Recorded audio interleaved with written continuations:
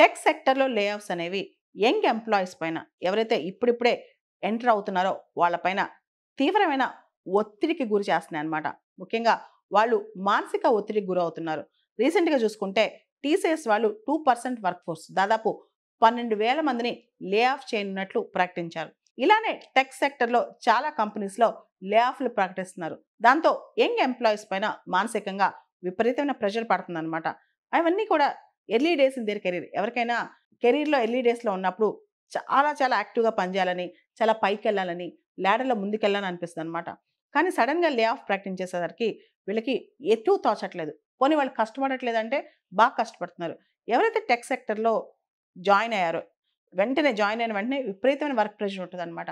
ముఖ్యంగా వాళ్ళు వాళ్ళు ప్రూవ్ చేసుకోవాలంటే 12 గంటలు, 15 గంటలు పని చేయాలి. ఆ కంపెనీలో హెచ్ఆర్ డిపార్ట్‌మెంట్ వాళ్ళు వాళ్ళని పనిలో ఉంచుకోవాలన్నా, బాగా పనిచేస్తున్నారు, కమిటెడ్‌గా పనిచేస్తున్నారు అనుకోవాలన్నా సరే, కంప్లీట్‌గా వీళ్ళు 12-15 గంటలు పనిచేస్తారు. చాలా సార్లు ఆడ్ అవర్స్‌లో వర్క్ చేస్తారనమాట. ఇంత కష్టపడిన తర్వాత సడెన్‌గా లే ఆఫ్ చూసేసరికి వీళ్ళకి భయం పట్టుకుంటది. ముఖ్యంగా ఇన్ఫీరియారిటీ కాంప్లెక్స్ బయలుదేరుతది. నేను వర్తీ అనే క్వెషన్ వాళ్ళకొస్తదనమాట. తర్వాత సెల్ఫ్ కాన్ఫిడెన్స్ పోద్ది. భవిష్యత్తేంటి? నా భవిష్యత్తేంటి? నేనేమైపోతాను? అని చెప్పి ఒక భయం.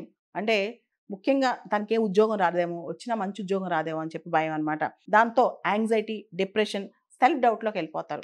విపరీతమైన డిప్రెషన్‌లోకి, యాంగ్జైటీలోకి, సెల్ఫ్ వర్త్ మీద డౌట్‌లోకి వెళ్ళిపోతారనమాట. దీంతో పాటు మనం చూస్తే గనక చాలామంది కొత్తగా టెక్ సెక్టర్‌లోకి ఎంటర్ అయ్యే ఎంప్లాయీస్ అందరూ కూడా రూరల్ బ్యాక్‌గ్రౌండ్ గ్రామాల్లోంచి వస్తారనమాట. వాళ్ళ అంటే సడెన్‌గా ఉద్యోగం పోతే వాళ్ళ ఫ్యామిలీ ఎకనామిక్ పొజిషన్ అయితే ఇంకా డిప్రైవ్ అయిపోద్ది. నెల నెల ఈఎంఐలుంటాయి. తర్వాత చెల్లెలి పెళ్ళో, తమ్ముడు పెళ్ళో, ఇంట్లో వాళ్ళ ఆరోగ్యం ఉంటది. దాంతో పాటు ఇలా జాబ్ అంటే యాంగ్జైటీ భయం వచ్చేసరికి సబ్‌స్టెన్స్ అబ్యూజ్ డ్రగ్స్ తీసుకోవడమో, ఆల్కహాల్ తీసుకోవడమో చేస్తారనమాట. 2023 సంవత్సరంలో ఫోర్బ్స్ వాళ్ళు ఒక రిపోర్ట్ ఇచ్చారు.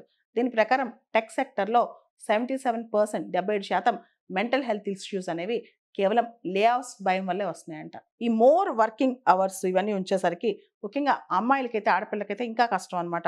ఈ పరిస్థితిలో వీళ్ళకి బ్లడ్ ప్రెషర్ కావచ్చు, డయాబెటిస్ కావచ్చు, తర్వాత ఒబెసిటీ, హార్ట్ డిసీజెస్ ఇవన్నీ వచ్చే అవకాశం ఉందనమాట.